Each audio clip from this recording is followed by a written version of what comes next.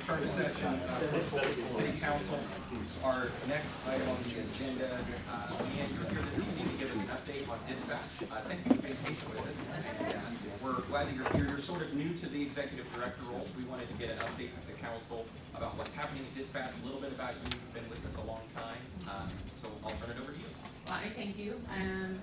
Thank you for inviting me so I can introduce myself. You put a face to a name, not that that might help you at all, but I know budgets will be coming soon. I'll probably have to talk then, and I hate to have that be my first appearance. So I have attended many city meetings in the past, as my first 17 years in dispatching was a city employee. My early years were some of my favorite moments of my career. I grew up in the police department. I raised my family during those years, and I had several influential people who helped guide me and taught me how rewarding this career can be. When the dispatch center consolidated in 2016, I transferred from being a city employee to a county employee, and now we are looking at our 9th year of combined central dispatch between city and county. I worked behind the radio console for 24 of my 26 years, and I moved into an administrative role in 2023 as assistant director. In August this past year, our previous director left, and I assumed the responsibility as interim director. On November 18th is when I was appointed as the director for the center. It's been a challenging several months, working long hours to manage both my assistant director's spot and taking on those new roles, but it is working and we're making progress, learning new skills and all the procedures that I wasn't aware of prior to that. I'm excited for the opportunity, and I'm very passionate about dispatch. As many will tell who know me, my heart is truly in the center, and I want to make a difference for the better. In December, I named Carla McCullough as the center's assistant director. Carla and I started dispatching with only 6 months difference from our hire dates.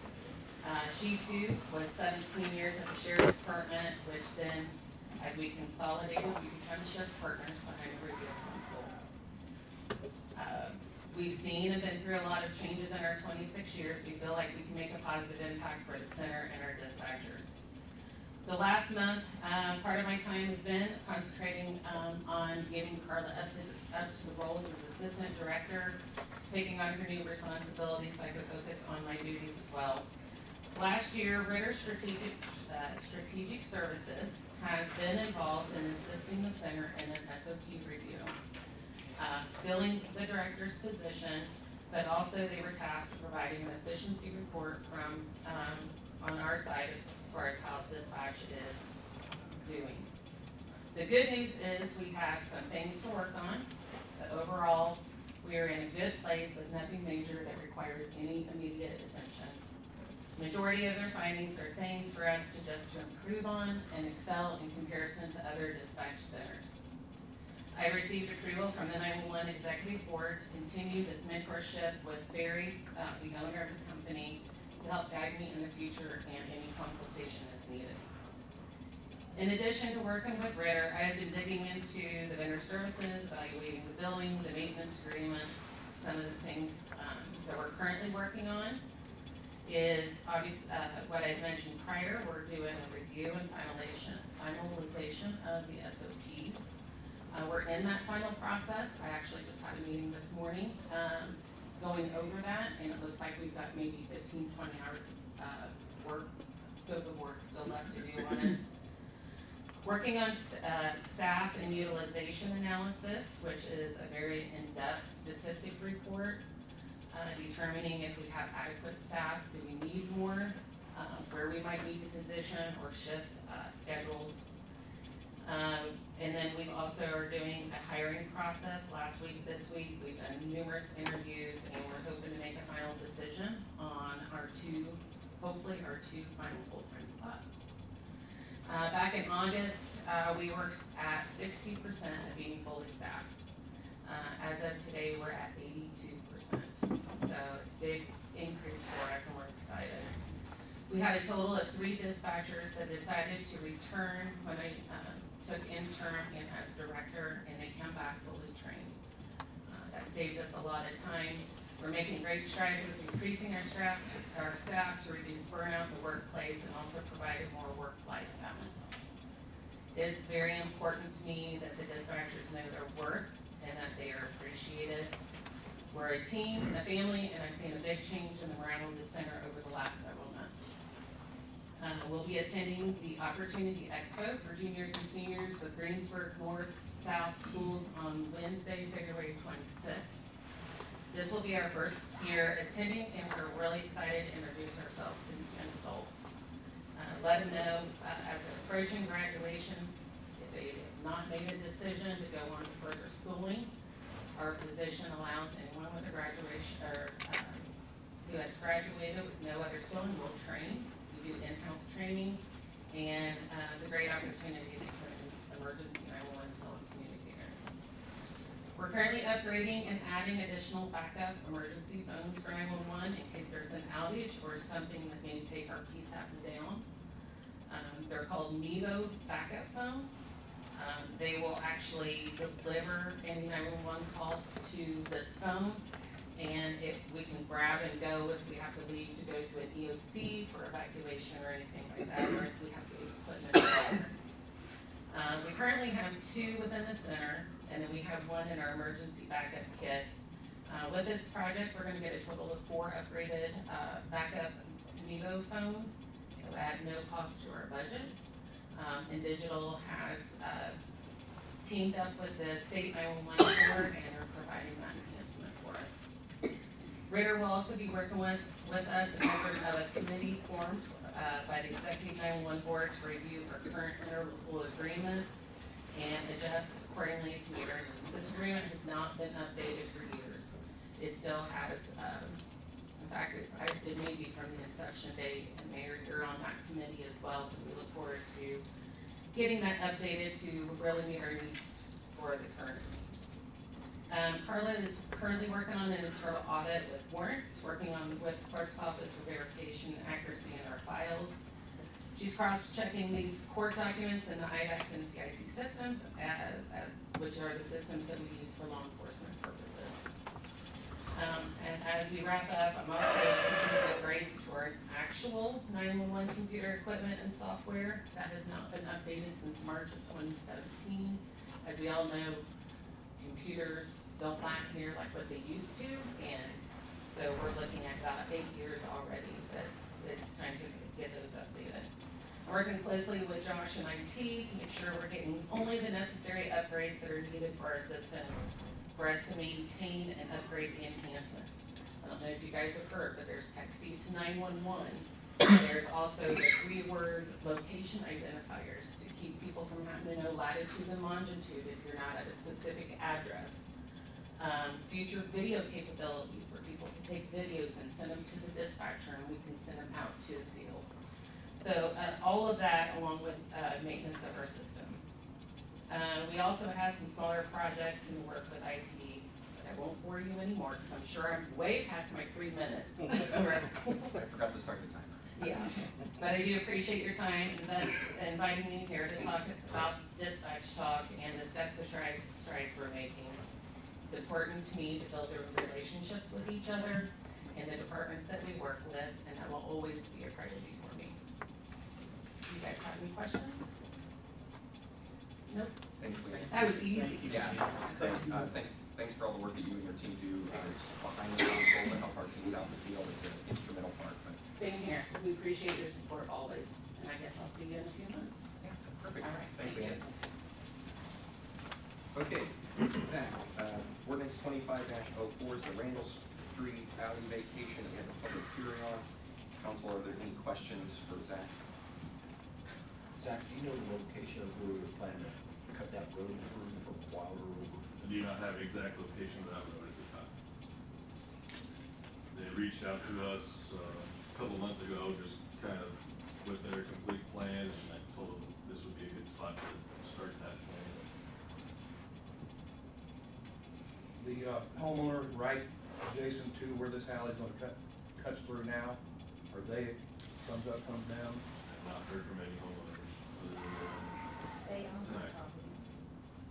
These people own that property and this property. They own the two properties off Wilder, yes, where this alley is vacated. Okay. On the other side of Wilder, I haven't talked to them. And does that alley run all the way back behind M&S Precision? How far back does this alley get vacated? Just those two parcels Just those two to parcels the that's west. in the square, yeah. So closing that portion is not gonna have any effect on anybody else getting into their garages from behind. Correct.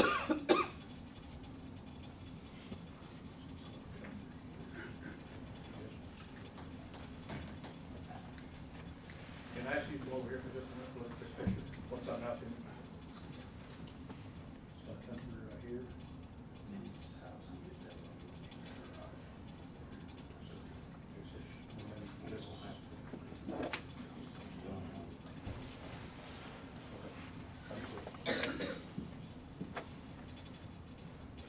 Any other questions for the council?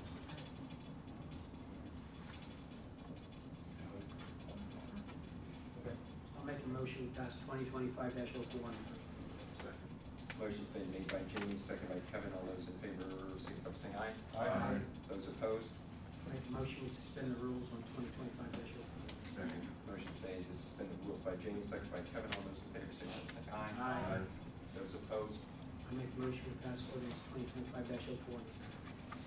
Motion's to pass on second reading made by Jamie, second by Kevin. All those in favor, signify by saying aye. Aye. Those opposed? Okay. Thank you, I will let the petitioner know tomorrow. Thanks. Public project updates. This is kind of just a time for me to update you on all the projects in the city. If you have any questions, please feel free to ask. It's simple right now. Washington Street is on schedule and on budget. There you go. Quebec Park Trail had their groundbreaking last week. That contractor has started work out there. They hope to complete that project in 2 to 3 months for the new construction. Pricing came back low enough on that project that we were able to work with DNR and Board of Works to extend that trail to the north through Pirate Park. Utilize the city's already owned property to get that trail extension and utilize the grant funds provided by DNR.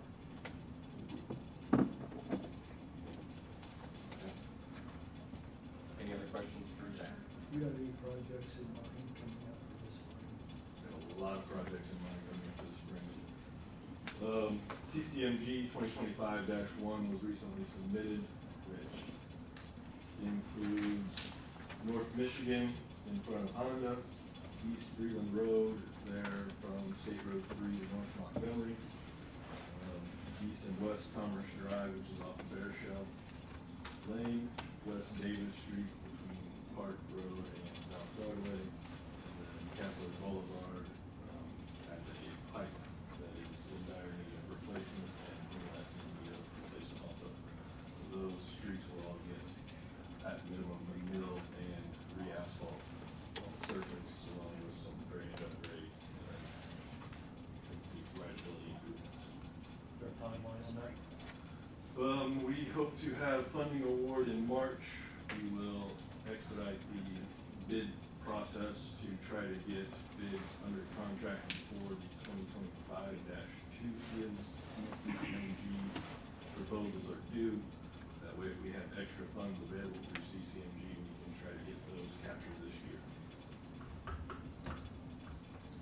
Is there any plans to do any, Rob, be sure you speak into the mic. I'm sorry, do you have any plans to do any relining of the lines on the roads, streets that are somewhat deficient? Lincoln Street through grant with INDOT will get restriped in the next 2 years. No generic striping plans right now. Do you want to talk about the public safety grant?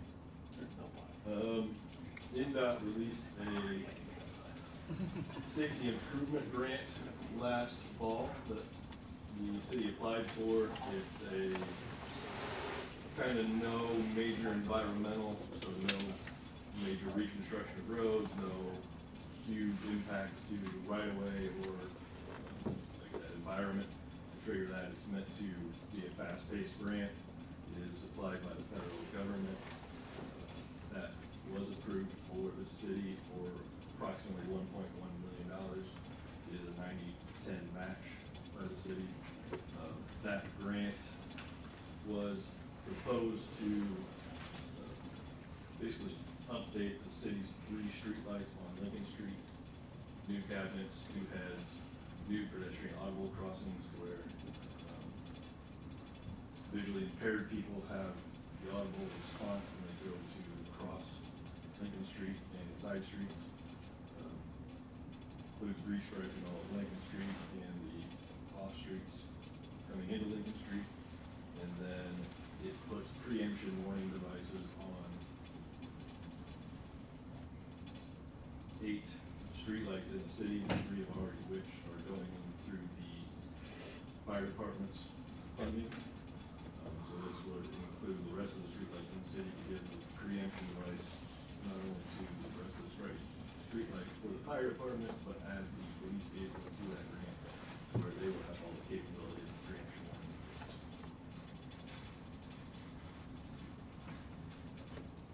Perfect. Any questions? Thank you. Appreciate it. Okay, resolution 2503, I included that information in your packet. This is from INDOT. This is the right-of-way packet for their East Main Street project. This is one of the 2. They're doing West Main, East Main. Since we own the property at the Greensburg Adult Center, there's a section of right-of-way along the street, along Main Street, that they need to acquire from us for this project and then ship some of the items around. There is a resolution. Clarification, you said 2503, 2501? No, it's a resolution. Oh, Sorry. yeah, the resolution 2503. Okay. How many feet are they taking? Let me say 6.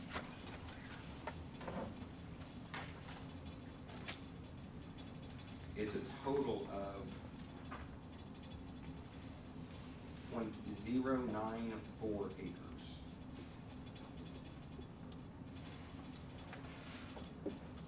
How about 4,000 square feet? That, It answers my question. it's not really much. Because I know how the length of the property, so it's not that. Correct.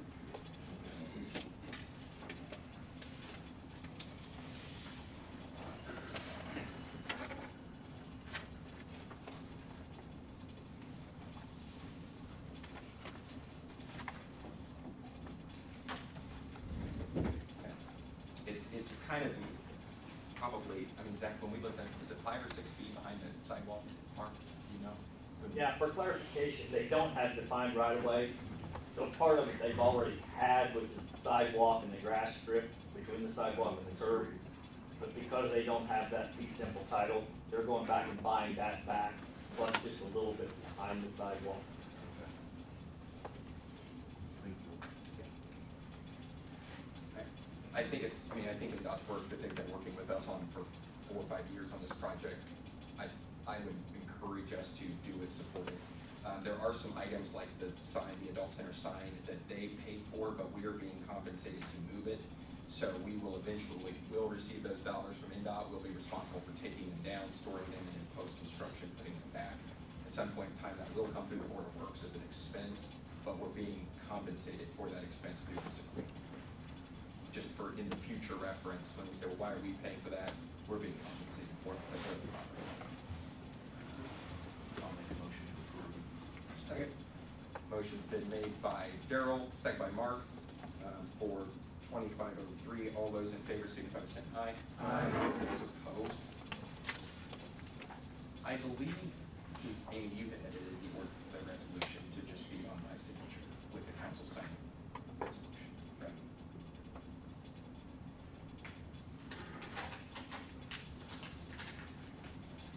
Yes. Okay, I think that will be good. Just for, I guess, a point of clarification, do we need to do a motion? I want to authorize Jacob to sign as well, because we need a second signature. Yeah, just do it separately. Okay, is that okay with everybody? I make a motion to authorize Jamie to We second. need to, Second. we didn't vote on the resolution. Did we? No, yeah. 2025-03. Yeah, we just voted. Good. Oh, That's not- Yeah, Okay. 7 to 9. Okay, is there a motion to authorize Jamie to be a secondary signature if necessary? So moved. Made by Kevin, second by Mark. All those in favor, signify by saying aye. Aye. Those opposed? Okay, that will prevent us from coming back. Perfect.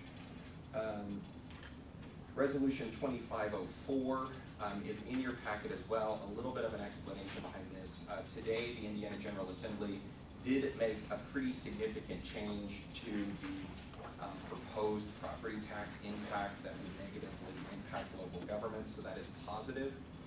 AIM, which is our Accelerate Indiana Municipalities, has asked that councils issue resolutions. There was one issued by this body in 2014 for the business personal property tax. It's not a commitment to doing anything, there's not a financial commitment, it's more of a commitment of support that we would like the General Assembly to be cognizantly aware that when it negatively impact local municipality funding, that does have an impact on all of our departments. The resolution that's in there is pretty generic, it came from them. I think it would be good if we could support them in their initiative. We have been making very good progress at the state level, sharing the concerns about the impacts that Senate Bill 1 would have on us, and so of our other partners. So I feel like this is a good way to support them. Not really, it's a resolution, obviously it's an official document, but it's not a commitment to do anything else other than we would like for them to be aware that it negatively impacts us. Any further questions on it? I would entertain a motion as to So moved. approve 2405. Okay, motion's been made by Mark, second by Kevin. All those in favor signify by saying aye. Aye. Those opposed? And then 25-05 is a zero traffic fatality death resolution. This seems quite lofty.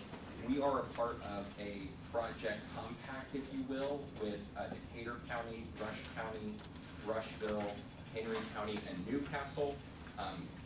Rushville specifically was awarded about $1 million from the federal government to do a highway traffic safety analysis of State Road 3. And as a part of that, we have all sort of partnered together to study from Newcastle all the way down 3 to 421 here in Greensburg. Everyone is taking the piece of the matching funds based on miles in their jurisdiction. So we have a very short section, but we have a pretty impactful section. Right? We have an interstate interchange and we have a state highway intersection. So this resolution is a piece of that you're required to acknowledge that we want to work towards having zero traffic fatalities, which I think is a great plan anyway. But again, it's not a financial commitment. It's a piece of the federal hoops that have to be jumped. So I would entertain a motion for 25-05, if you're willing. So moved. Second. Motion's been made by Vida, seconded by Jamie. All those in favor signify by saying aye. Aye. Those opposed? Okay, Rob, you're up. Rob Dehoff with the Decatur County Parks Department. He's here to talk to you all about a project that he's been very passionate and working on. And Rob, I know it's late in the evening, but we'll give you a few minutes to chat with us about what you've got going on. All right, thank you, Josh. And, yeah, I keep my coat on. I've been threatened by Zach. If I don't hurry up, then they're gonna tase me up here, so. I know it's been a long night, so thank you all very much. I'm pretty sure I know all of you on the council, so thank you for letting me come to speak. My position, if you don't know, with the Decatur County Parks and Recreation is Recreation Sports Coordinator. That does revolve around, I've seen a lot in the news now, so I guess sports tourism is what you want to call it, but also driving the economic impact around that, bringing folks to Greensburg and Decatur County, give them our facilities. So when I took the position last year, obviously one of the biggest concerns of mine was, and the biggest thing that draw people to our community is our sports complex, which is out, you guys know, at the city park. We've had a lot of tournaments and things out there, and one of the things that I saw that it could use some upgrades, things like that. Initially, we were going to do them all dirt, and then some things came about to where we could possibly do them in turf. As you all know, we're doing before right now. If you've been out there before, in the clover, the compact, the flex are gonna be in turf right now. Some decisions around it obviously were driven around the economic impact that would provide to the county for us, even here, that project, just so you know, numbers wise, too, hard numbers, that cost us around $750,000, which is a combination of, ARPA funds that we were awarded, edit funds from the commissioners, and as well as, working on right now, the additional $100,000 from the, RDC from the city. So, we did get commitment from that last week, so. 750s for items 1 through 4. 750 diamonds, 1 through 4, correct. That's what's gonna cost to do it. That's what they're working on right now, so that's what that costs. That's what that costs. So the reason I say that number is because here recently, it was given our attention, obviously, to the potential, and I've been discussing with our commissioners, they're on board with the idea of turfing the back four. Now, what that does for us too, is it opens us to obviously have larger tournaments out there for the tournament organizers that are coming in. Also, I mean, one of the big conversations out there was always maintenance, right? It always, we brought to my attention, there's who's in charge of maintenance out there, right? Well, what we're doing with the changes out there now is the parks foreman will be truly in charge of maintenance. By turfing all four, obviously, that significantly reduces our maintenance on those diamonds. And by doing the turf now, if we were to do this year, it's a cost savings, right? So the cost to go ahead and turf the back four is gonna be around $676,000. That's an additional on top of the $750,000. Okay, I have totaled up, we were awarded an additional $345,000 from ARPA, and our monies that I was allocated from the county RDC was around $120,000. I could direct it towards that $676,000, leaving us around $200,000 short of reaching that goal. But some reasons we wanna do that, look at doing this now, is obviously the cost savings.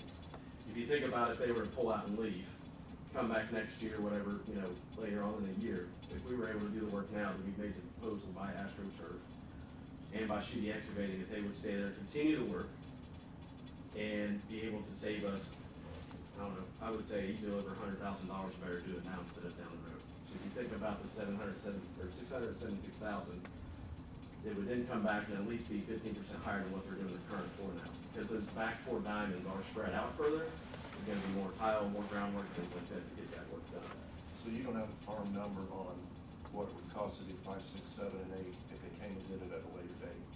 It's gonna be what it costs us to do the front four now, or plus 15% more is the estimate they're giving to us.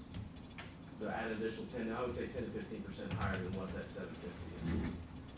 So it's gonna cost us significantly about $100,000 more than what they're proposing to us now. I'm okay in a different direction. Yes, sir. How many kids are gonna benefit from this? Well, primarily, From kids. well, that's where I was going. I mean, we're providing a premier facility for our kids in the county, in the city. Are they selected to be on the team? Well, that's totally up to them if they wanna play on a tournament team. They will be selected to play, if they sign up to play recreation ball through our softball or baseball leagues, they will have access to those facilities, yes. They'll still have recreational leagues other than Yes. competitive leagues? Yes, we will, yep. Yes, yeah, that's one thing I wanna key on too, is obviously those were the talks in my initial approval of getting this done to the county was, our county kids are gonna benefit, city kids and county kids are gonna benefit the most from this project, right? So, and ideally, I mean, obviously, if we're generating revenue to come in on the weekend tournaments, then that's gonna help them out even more, because those monies then will just start being saved and used for that facility, the upkeep, maintenance, things like that moving forward, so. Will that present a problem about who's practicing, whether they're selected? They will have so the softball and baseball leagues will have their time on those as they do now. And actually, Sean's in the room here, he's our softball board president. But I know we wanna work with them, obviously, on those schedules, so I've been working with, USSSA has committed to 15 tournaments so far this year. And if we turf those back four, they were willing to do a 5-year commitment to us to play here at least 15 to 20 tournaments every year over the next 5 years. Those 15 tournaments, are they here? Here. Or is Greensburg the overflow from somewhere else? Now, I've had that question too, so the ones that are filled up, or the ones that are on the site now are being filled up and have filled up almost all the way, primarily because we are putting turf down. So that's been brought to me before, I know that's been an issue in the past, I've raised that concern with USSSA, we are gonna be paired up with larger tournaments that have Shelbyville, Greensburg, Batesville as host sites, but we're at least 35 teams or better.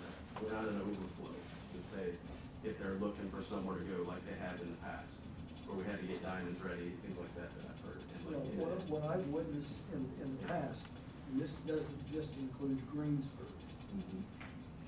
I've been around a little bit. Yeah. Okay? Yeah. Kids were chosen for 9-year-olds. Well, the next year, they're automatically the next team. Mhm. There's any new kids can get in. We're gonna keep the same kids all the way through. That works out real great. I'll explain the situation. School had 7th grade basketball team. Same 5 kids started, 7th grade, 8th grade. Had to pick. All 5 of them moved during the summer. Not really. Their 9th grade team didn't do so well. Right. But I'm saying the kids at a younger level need to have the opportunity to move up. And I don't think that always happens in this type of league. You know, the coach's son's gonna be on the team. Right, well, that's why it's beneficial to have recreational leagues. I mean, it gives the kids that have the opportunity, you're talking, if you think about when they're playing on a travel team, and those are hand-picked kids a lot of times, where they have tryouts, that leave some kids out. Right, I mean, but we're having a recreational league where we open it up, we want as many signups as we can. I just want it to be equal for Yeah. each. I think it is equal, and I think that they have some things in place, I can't speak on them right now, where they'll even make their leagues more equal for each team. So you don't have people stacking your team or doing things like that, so I know that's been some issues they've covered in the past, but I think they have some things on the table, or things that they're gonna be doing to try to help them implement changes there. They still do a draft, don't they? For baseball and softball? Softball has done a draft, I think they're gonna do that a little bit too, I can't speak on their behalf on that, but yes, they have done drafts in the past, that's right. Are you talking about rec? Rec. Rec league, yes, Rec rec league, league, yeah, yes, that's that a happens. recreational. I mean, you sign up to play rec ball, you play ball. They put Yes, if you somewhere. sign up, you play ball, yeah. You sign up to play rec ball. and- They have cutoff times, you gotta sign up within a certain Yeah, window, but if you you're past are- that, normally you can't play. get in, but that's typically the case, but yes, and they enter to a draft or some kind of period where they have all the kids, or they, you know, I know baseball, they do a, evaluation of all the players to kind of make them fair, that's what I was talking about, and I think softball's on the path of maybe doing the same thing, so they evaluate them, so it makes the league more fair. How many tournaments did you say you had this coming season? We have 15 scheduled right now this year, and that's only till, so we have 13 up to the end of July. USSSA season restarts every August. So in March, I will be meeting with them again to fill up tournaments, from, I guess it would be from August till end of October, but we already have 2 in October from the Halloween, just to make sure that. They won't play up until that late in the season. Well, if we get them, I mean, obviously we're going to turf, so it'll allow us to start earlier as long as weather permits after this year, right? So we can start playing tournaments as early as March as long as weather permits, all the way through November as long as weather permits. And what about school sports in that time wise? The kids who wanna run track, kids who wanna be involved in other activities. You're telling them, you gotta give this up if you wanna No. play baseball. That's on them, I'm not telling them anything, if they wanna play multiple sports or do just No, one, that's what I'm saying. totally up to They them. shouldn't be put in that situation. Well, To they- choose a particular sport when you're 9 or 10 years old. No, I agree, totally, they shouldn't, I believe, Tournament that will go late. I believe in, being able to play multiple sports, you know what I mean, they should be able to, that's totally for them if they wanna do it, there's nothing we're doing that would say that you have to do this or that, that would be totally up to them. So if you take these back 4 diamonds out, what's your time? And when will they be done? Timeline, that's, I mean, obviously weather plays a role in that part, Absolutely. so, I mean, obviously the timeline is, if we were to get the go-ahead start now, if the commissioner said, okay, we're gonna do this, we would get under contract and get them rolling just from the front floor to the back floor immediately. They would go straight into construction. So they're not scheduled to be done till the middle of April on the front floor, Well, we would, depending on weather. okay, so our rec league starts in May, right, so Practice starts in April. practice starts in April, we would have to utilize other facilities within the county, be that using Kohler Park and those types of things. Kohler Park has 2 diamonds, and one of them is not played. It's in bad shape. It's been That's a bad playable, time in the- right, here's what we would do, is we would take material from the front diamonds to fix that back one up. Because somebody did put a lot of work in there last year, and it is playable. They were running tournaments out there on it, and all the way through November. Softball tournament, So you're gonna put kids on Kohler Park with, For practicing. with the golf course right there. Everybody, I play golf, everybody in here probably plays golf. That's a big You know deal. what's going on, you got beer all over the carts, Right, you got cussing going on, and you got 80 kids out there right, in that atmosphere. right. Well, I mean, I'm a realist, I understand. I get it. I mean, and I don't know what night those leagues are, and you know what I mean, as far as golf goes, when they're out there cussing and doing that, I mean, primarily we want to practice in the evening. I mean, there's a lot of people, I don't know when people mostly golf at the golf course, they go through there. Summer leagues in summertime with the Thursday. daylight 5 sunlight. o'clock? I thought you were gonna be more like somebody might get hit with a ball or something. Yeah, there's that Slice. too. Yeah. If I'm playing, the kids on the diamonds could be hurt. So, but no, and honestly, Mark, I never thought about that, I'm just trying to find resolutions. And get that done, and that way we all benefit from 8 diamonds, because if we get through this 1 year, I mean, obviously the benefits in the long run pay off for us, right? And our kids have 8 diamonds where, and I can't speak for Sean again, but I know there's a lot of people that get upset when it rains at 9 o'clock in the morning, and the game just got canceled at 5 that night, like, why can't get out there? I mean, there's not enough help, and the diamonds were in shape where they were holding water. So is the co-ed league not gonna play a color this year? No, they would have to play, they would play it fully. They play Mondays and Fridays, Fridays. logistically, yeah, so Fridays we couldn't play there, and Mondays we'll work with them to try to move it to Sundays if they could. I haven't talked, I spoke with them, or Monday to Sunday. This conflict is just for the construction year though, right? Just for the construction year, yeah, like I said, and like I said, even there's plans in place for us to budget to save for this one replace. I mean, we have 10 to 15 year life on this turf. Have an 8-year warranty on it, so we're gonna try to put things in place, we'll put things in place that way we can budget enough to replace it. I mean, the initial sticker shock's the bad part, but it's not gonna cost as much to replace it down the road, so. I've been involved with that league for the past 25 years. Yeah. As a parent, umpire, board member, voting board member, coach, everything. So there's not too many people know as much about that place as I do. And I'm not patting myself on the back. If you take 2 diamonds away from baseball and softball, there is no way they'll get seasoned. And replace it with 2, replace 4 diamonds with 2, they will not get their whole season. It's not going to happen. Because you don't have sunny days every day, you get rainouts. You don't have, your tournaments are gonna take Fridays away from the league, so you've only got Monday through Thursday. And now you're gonna take 2 diamonds away. I just don't see a season happening. Not a full season. You're gonna cut it down to about 8 games per team. And I just don't see, normally softball plays 12 games. I don't see 12-game seasons out there per team. I agree with that too, you know, and I've also ran some numbers. We have software that helps us run scheduling, things like that. And trying to work my best to work with the boards to get this done. I mean, I totally want to be an advocate for that, Mark. I really do, to make sure we get the seasons in and do what we can and utilize the facilities we have for this 1 year, this 1 season. And not miss out, financially, to miss the ability to save money now instead of having to come back and pay a higher ticket later when we do this. That's the only thing I totally understand what you're saying. I see the fiscal Yeah, side of right, it, but right. I just am not, I'm not liking that the kids are not gonna get. Well, Everybody I mean- always says kids spend too much time on a video game. Well, if they don't have a softball game to go to or a baseball game to go to, what are they gonna do? They're gonna sit in their room, tapping on a computer. Yeah, I haven't sat with Sean and Scott yet about the numbers on how to get those in, but that's something we wanna do, is sit back and how can we make it work to try to get all these games in.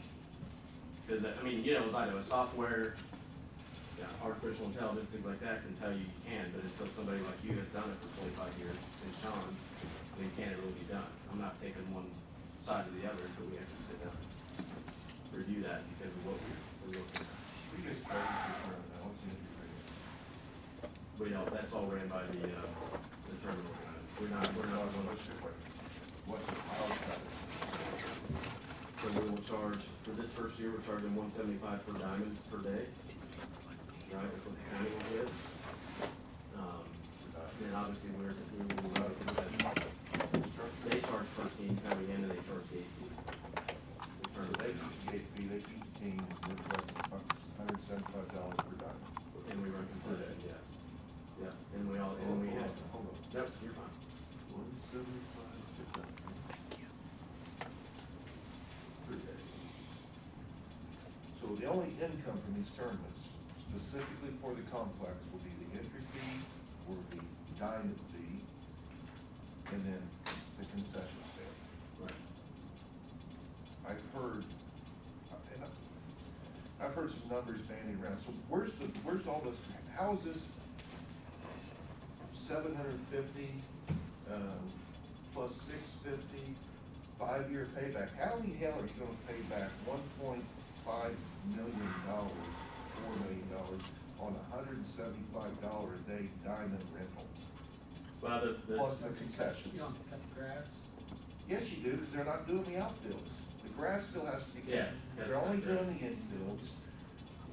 And Talk turf about has, rainouts, you know, you get out there with people, you can Turf get has the, maintenance. turf has to be maintained as well. well, I'm getting there. So you talk about rainouts, so now, the drainage that was put in, was it the infield, or did the outfield get drainage too? no, the outfield has this current So tile it's that's gonna in be it. the same, so on a heavy rainfall, great, the infields will be dry, the outfields will still be soft and wet. Who's gonna be responsible? Maintenance reduction, hold on, maintenance reduction. Turf is not maintenance free. That brick dust is pretty much maintenance free if you could drag it. Yes, it didn't drain. So, we have turf in the infields. Where's the equipment coming from to maintain the turf? So we have a groomer that we've already purchased to maintain the turf, so we'll have to groom that probably once every 2 days, depending on the play.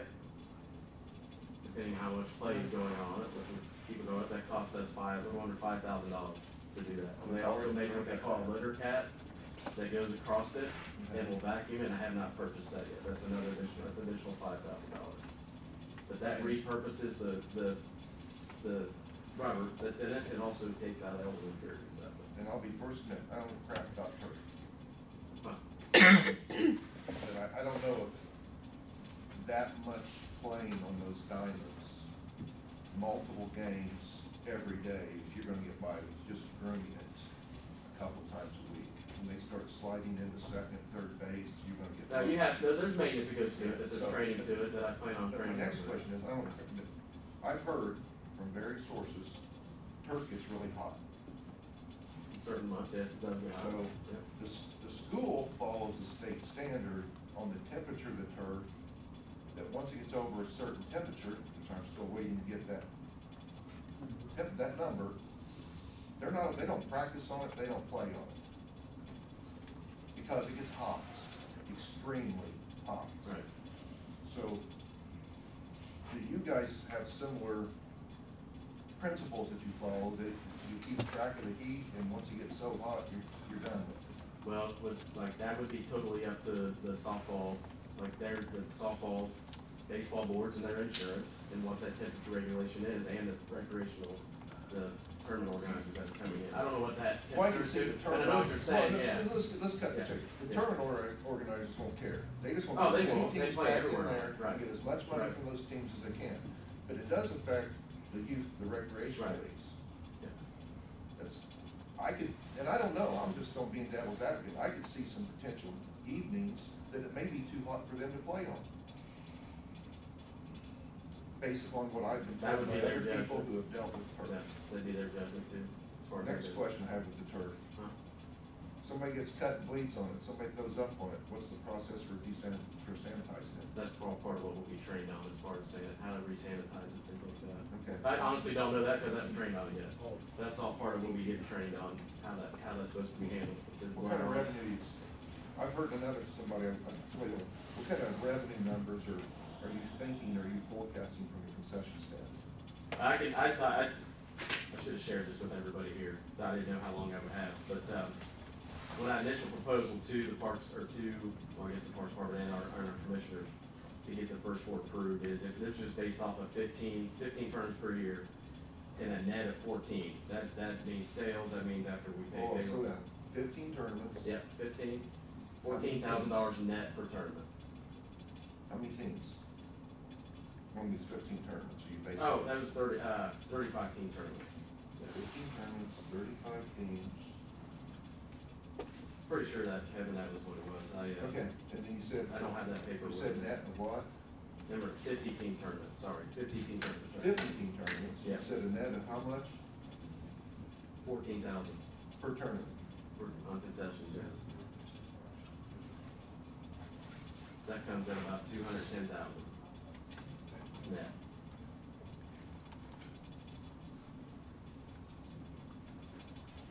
Well, I don't think there's a person in this room that has spent the hours in that concession stand that I have.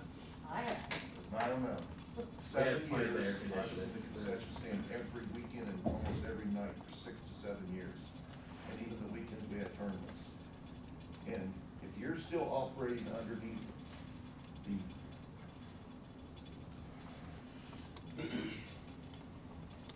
handcuffs that we were, you're not gonna get that much money on that I'm not concession stand. wearing handcuffs. Hmm? I don't understand the handcuffs. Well, we were on a Pepsi contract, we had to get all of our product from Pepsi. Had no choice. There's no current contracts on there now, to be honest with you. That's, When there's did no, they cancel them? There's just no there. contract. no, it's not. It's Sean's back there. Sean, can you verify is there a co-contract? We were told we have to buy from Co. I'll tell you right now, being honest with the Parks Department, there's no current contract. Well, who's feeding who crap? Because you guys are gonna say there's no current contract, you're gonna go out and buy the stuff That's yourself. not within I my- tried that one time, and Barker had me in his office, says, you can't go to Sam's Club and pay $13 for a case of Gatorade, you gotta buy it from Pepsi for $18.50. I understand.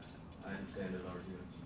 That's something we're trying to change. And, Would you guess? that- no, I'm not done yet. Questions? So let's go back to this 14,000. Staffing, you're gonna have to pay people to run this, we did it off volunteers.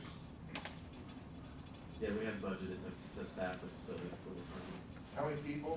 Curious, just curious. I mean, well, it's a budget number, so we're trying to hire high school kids.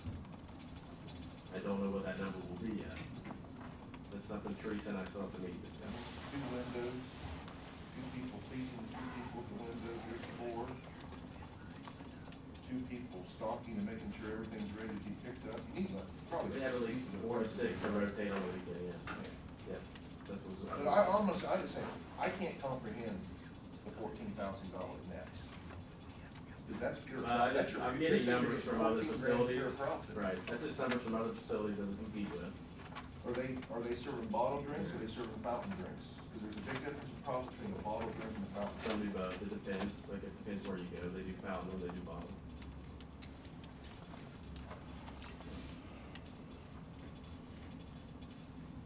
Kevin, your question about temperature, if turf temperature reaches 120 degrees. That's under 120.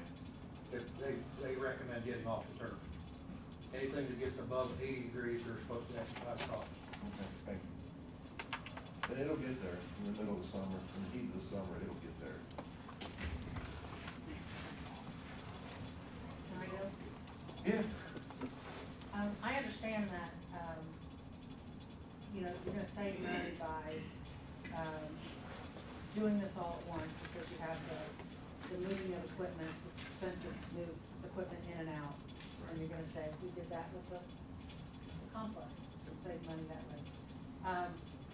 But there's no real guarantee that we're going to,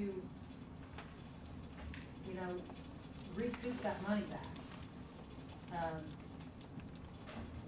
Wouldn't it make more sense to like do the 4 and leave the back 4 where they're not gonna be,